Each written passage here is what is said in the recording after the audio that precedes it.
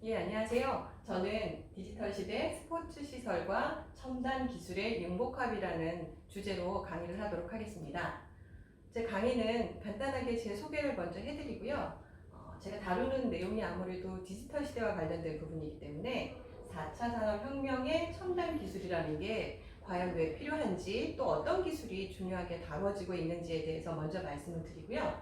두 번째는 스포츠 인프라에 있어서 첨단 기술 적용을 하고 있는 사례들은 무엇인지 좀 살펴보도록 하겠습니다. 그리고 지금 현재 일어나고 있는 기술 적용 이외에 앞으로 미래에 유망하게 이루어지고 있는 디지털 트윈과 메타버스까지 같이 소개를 해드리고요.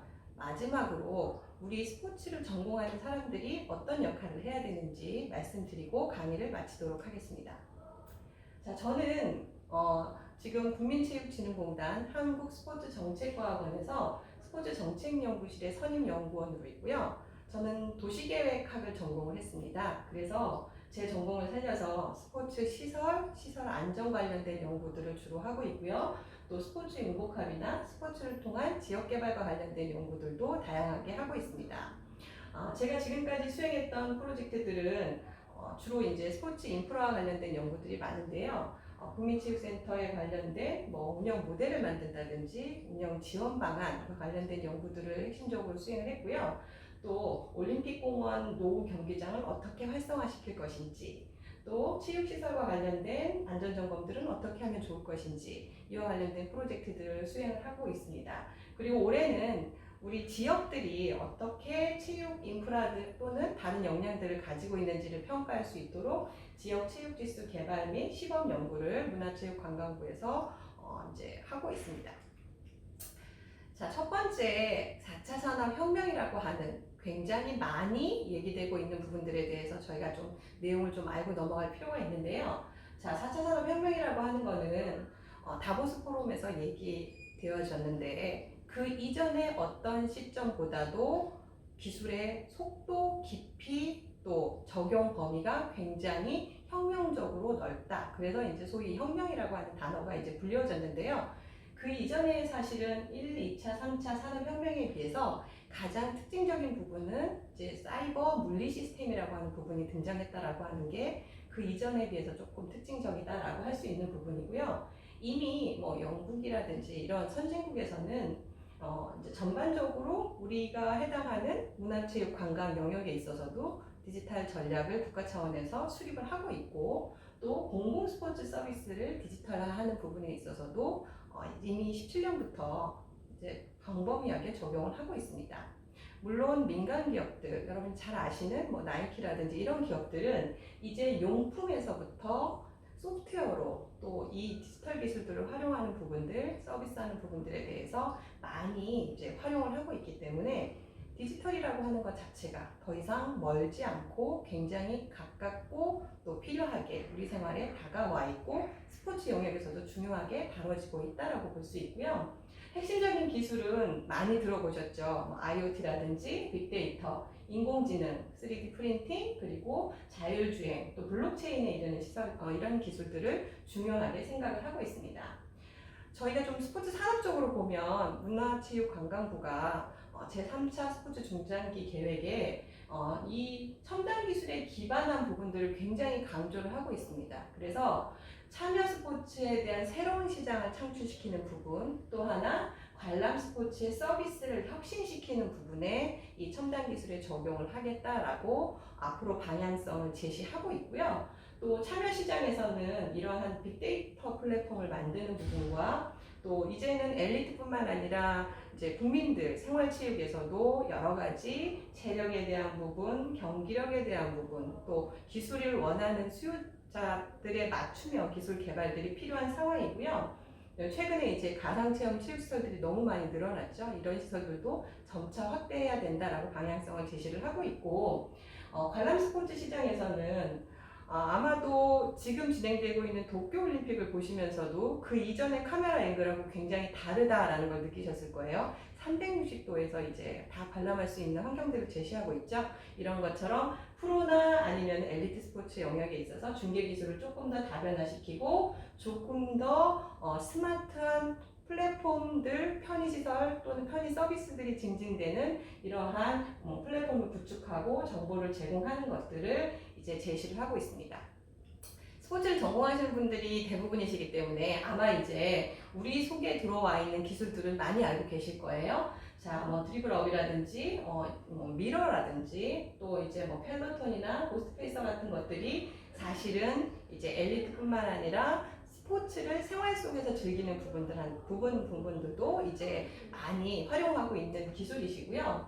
조금 더 저희가 구조화된 형태로 바라보면 사실은 경기 이전에 우리가 누가 더 스포츠에 대해서 재능이 있는지 이러한 잠재력을 발굴하는 것부터 경기가 시작되면 경기 중에 또 경기 이후에 데이터를 분석하는 것, 또 더 나은 어떤 경기력을 위해서 그 이전의 경기 자료들을 활용하는 것, 단순히 경기만 봐도 이렇게 전, 후 또 관련된 어떤 프로세스 상에서 많은 기술들이 적용이 이미 되고 있고 그 기술들이 적용이 돼서 우리 양궁 같은 경우 아주 세계적인 성과들을 내고 있죠.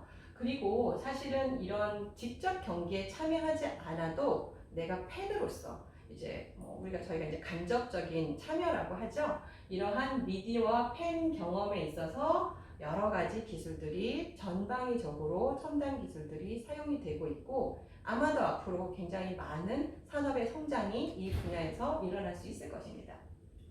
자, 문체부에서는 인프라 기준으로 해서 보면 스포츠 시설이라는 게 운동만 하는 공간이 아니라 이제는 IoT 기술 또는 여기서 수집되는 여러 가지 빅데이터 그리고 그것을 분석하는 AI 기능을 통해서 사실은 운동이 주는 굉장히 좋은 효과들이죠. 비만이라든지 의료비를 절감해주는 부분, 이런 사회적으로 많은 비용을 초래하는 부분을 스포츠를 통해서 절감할 수 있는 방안들을 찾아내는 데 스포츠 인프라가 기여할 수 있도록 했으면 좋겠다라고 해서 지금 많은 이제 프로젝트들을 진행을 하고 있고요. 아마도 여기에서 새로운 형태의 일자리들이 더 이제 창출하는 것도 목적 중에 하나입니다.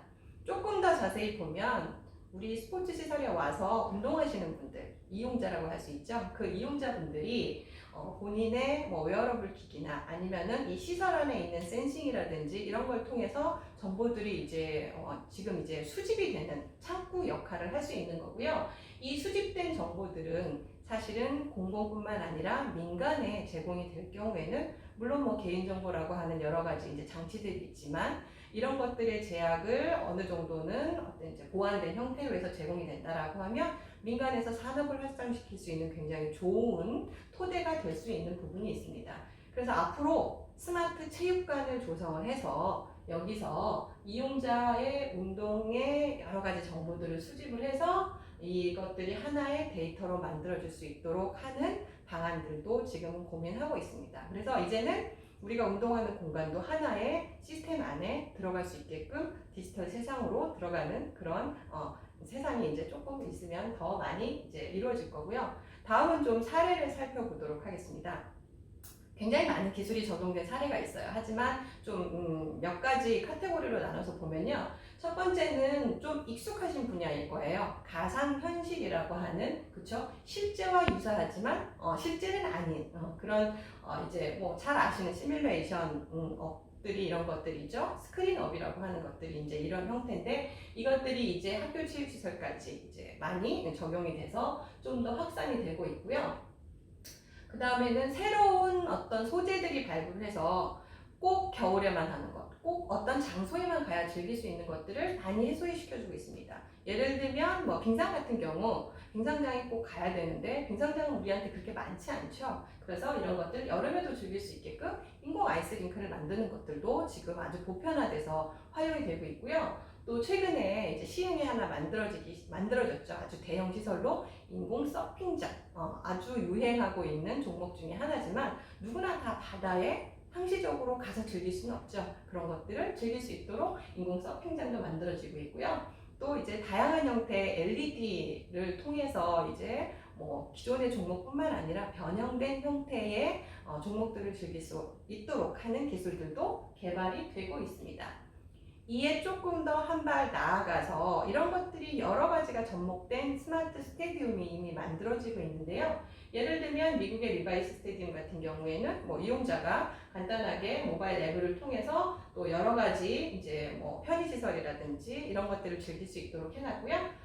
우리나라의 경우 수원 야구장도 모바일로 티켓팅을 하거나 오더를 하거나 이런 것들 좀 더 편리하게 서비스를 제공을 하고 있습니다. 그리고 이제 미국의 다저스 같은 경우에는 이에 더 나아가서 웨어러블 센서나 모바일 앱을 통해서 스포츠 벤처가 육성될 수 있는 노력들도 하고 있습니다. 자, 우리가 단순히 참여자로서 즐기는 것뿐만 아니라 이런 기회들이 조금 더 많이 적용될 확률이 높기 때문에 이제는 이용자의 편의를 증대하는 부분에서 더 나아가서 시설을 잘 운영하는 부분, 효율적으로 운영할 수 있는 부분까지도 확대되고 적용이 되고 있고요. 여기에 더불어서 경기력을 향상하는 부분까지 종합적인 기능을 하는 것이 비로소 스마트 스테디움이라고 볼 수 있기 때문에 이제는 즐기는 것뿐만 아니라 더 나아가서 하나의 데이터를 수집하는 또 우리가 조금 더 편리하고 다양한 서비스를 즐길 수 있게 해주는 스마트 스테디움이 이제 점점 더 다양한 형태로 구축이 될 것이고요. 자, 그러면 기존에 있었던 것들 좀 다른 사례들을 살펴볼까요? 좀 복합적인 기술을 활용되는 건데요. 누구는 야구를 좋아하고 누구는 축구를 좋아합니다. 그러면 우리가 야구장도 만들고 축구장도 만들어야 되죠. 하지만 돈이 많이 들죠. 굉장히 많은 비용이 듭니다. 자, 그래서 사실은 조금 오래된 사례긴 하지만 삿포로에 있는 이제 삿포로 돔 같은 경우에는 2001년에 준공을 했지만 야구장과 축구장을 같이 쓰고 있습니다. 축구장과 야구장을 같이 쓰는데 문제는 야구는 인공잔디, 축구는 천연잔디를 쓰죠. 그래서 밖에서 천연잔디를 이제 기르고 있다가 야구장 안으로, 돔 안으로 자기 부상 형태로 해서 들어오는 형태로 하면 또 축구장으로 쓸 수 있게끔. 물론 돈을 많이 들지만 사실 이런 것들이 이제 기술적인 요소들도 재원이 투입된다면 두 가지 종목을 편리하게 즐길 수 있도록 해준다라는 거고요. 그 다음에 토론토에 있는 실내 체육관 같은 경우에도 에어 캐나다 센터 같은 경우에는 전통적으로 북미 같은 경우에는 아이스하키하고 농구를 다 좋아하죠. 그래서 이런 것들을 한 공간에서 쓸 수 있도록 복합적으로 활용을 하고 있고요. 그리고 뭐 아메리칸 에어라인 센터 같은 경우는 뭐 예를 들면 6일 동안에 농구 또 뭐 아이스하키 콘서트 또 뭐 이런 다양한 형태의 공연들까지 할 수 있도록 물론 수중 공연까지 같이 할 수 있도록 해놨습니다. 하나의 시설들을 기술을 잘 활용을 해서 적용을 하면 여러 가지 용도를 쓸 수 있기 때문에 그만큼 수익을 많이 창출할 수 있고 또 이용자도 많이 증대시킬 수 있는 효과를 가질 수 있으니까 사실 물론 돈이 드는 부분이긴 하지만 어떻게 활용할 것인지를 사전에 잘 고민하고 적절한 기술들을 도입하는 것이 매우 중요하다고 볼 수 있고요. 최근 사례를 조금 소개시켜 드릴게요. 네, 토트넘의 호스퍼구장. 우리는 토트넘 하면은 손흥민 선수를 생각을 하죠. 물론 굉장히 의미 있지만 손흥민 선수가 뛰고 있는 구장은 개장을 했을 때 손흥민 선수가 골을 넣었죠. 2019년에 신축을 했고요. 6만 명이 넘는 구장인데 여기도 마찬가지로 프리미어 리그만 하는 것이 아니라 이제 프리미어 리그를 하지 않을 때는 천연잔디가 관람석의 하부로 들어가게 됩니다. 그래서 이제 NFL 경기를 할 수 있도록 인공잔디를 쓸 수 있도록 해놨고요. 그리고 천연잔디가 관람석 하부로 들어가게 되면 자생을 하기가 좀 어렵죠. 천연잔디 같은 경우에는 보통 태양광을 봐야 되는데 그 부분이 조금 어렵기 때문에 여기에서 이제 태양광에 유사한 LED와 관련된 이제 그 광을 제공을 해주고요. 또 하나는 자율주행 잔디 깎는 기계를 활용을 해서 잔디를 적절하게 관리하는 기술들을 가지고 있습니다. 물론 이 밖에도 여러 가지 이제 조성을 할 때부터 여기는 휴렛패커드사가 네트워크 시스템이라든지 관리 운영 시스템 전반을 관리를 하고 있기 때문에 이 경기에 오는 여러 참여자들 관람객의 정보를 수집을 하고 또 적절한 최적의 동선, 서비스에 대한 부분, 이들이 이용하는 시설에 대한 데이터들을 이제 수집을 해서 더 좋은 또는 마케팅에 활용하는 것들까지 종합적인 시스템을 이미 갖추고 있습니다. 자, 이뿐만 아니라 사실 지금 우리가 코로나 상황이라서 외부 활동을 장려하고 있지만 또 코로나가 또 괜찮거나 또는 그런 감염병이 유행 상황이 아닐 때는 우리를 위협하는 중요한 환경적인 요인 중에 하나가 미세먼지였죠. 그래서 서울 같은 경우도 굉장히 이제 미세먼지가 1년에 뭐 최고 나쁜 초미세먼지가 23일 정도까지 될 정도로 심각했죠. 이 상황은 점점점 심각해질 상황이기 때문에 이 부분을 극복하기 위해서 사실은 최근에는 이런 에어돔 같은 시설들을 굉장히 많이 설치를 하고 있습니다. 그러니까 이거는 물론 재난대피 시설로도 활용을 할 수 있지만 공조 기술이라든지 뭐 최근에는 감염병과 관련된 부분들도 진화되고 있기 때문에 저렴한 비용으로 다양한 스포츠를 즐길 수 있는 대안이 될 수 있는 시설이고요. 뭐 최근에는 수영장 또는 뭐 체육관 또 여러 가지 뭐 아이스하키장이라든지 뭐 일반 코트 시설들 그리고 또 이제 축구장까지 물론 이 안에 들어가는 시설은 인조잔디겠죠. 그래서 이런 다양한 종목의 시설들을 에어돔 안에서 즐길 수 있도록 하는 물론 이것도 기술의 발전 때문에 가능해진 거죠. 이 안에 공기, 공조 기술이 제대로 되어 있지 않다라고 하면은 사실은 바깥 공기보다 훨씬 공기질이 안 좋기 때문에 위해한 환경이 될 수 있는데 그런 부분들을 많이 이제 기술적으로 제고가 된 수준이기 때문에 이제는 다양한 형태를 즐길 수 있고요. 우리나라도 이제 에어돔 사업들을 많이 시작을 하고 있습니다. 자, 그러면 이제 지금까지 여러 형태의 다양한 기술에 결합된 인프라들을 봤는데 앞으로는 어떻게 무엇이 더 이제 펼쳐질 것인지 한번 보면 가장 최근에 주목받고 있는 기술 그리고 점점점 시장이 성장하고 있는 부분이 이제 메타버스와 디지털 트윈이라고 하는 영역입니다. 물론 이것이 활동과 관련된 부분도 연결이 되어 있긴 하지만 사실 이제 공간과 관련되어 있는 물론 현재 공간에 보이지 않는 가상의 공간이긴 하지만 공간과 관련되어 있는 부분이기 때문에 인프라와 굉장히 스포츠 인프라와 밀접한 관련성이 있습니다. 자, 메타버스 물론 많이 익숙하고 아시는 분도 계시겠지만 조금 낯선 분들도 계실 것 같아요. 자, 메타버스라고 하는 거는 가상이나 무엇을 뛰어넘는다라고 하는 메타에 대한 개념하고 또 이제 세계, 현실 세계, 우리가 살고 있는 이런 세계, 유니버스라고 하는 세계의 합성어입니다. 그래서 물론 가상 세계만 있는 것이 아니라 현실에 기반을 해서 가상 공간이 함께 융합해서 만들어진 공간을 메타버스라고 얘기를 하고요. 여기에 뭐 AR이라든지 물리적 공간상의 위치를 추적하는 기술, 또 뭐 이제 나를 대신할 수 있는 디지털상의 휴먼, 아바타라고 하죠. 이런 기술들, 또 AI 기술들이 접목이 된 형태고요. 이미 여러 업체에서 이제 다양한 형태로 구현을 하고 있고, 예를 들면 KT 같은 경우는 이제 네이버의 페토 시스템 안에다가 구장을 부분적으로 구현을 했습니다. 그래서 지금 상황에서 팬과 소통하는 이런 것들, 또 뭐 SK 같은 경우 출정식, 하나 같은 경우 출정식을 이제 메타버스로 하는 형태로 해서 지금의 상황을 극복하는 또 온라인 상황의 새로운 세상들을 만드는 스포츠가 현실 세계뿐만 아니라 온라인으로 확장되는 기술들이 이제 앞으로 메타버스에서 많이 펼쳐질 거고요.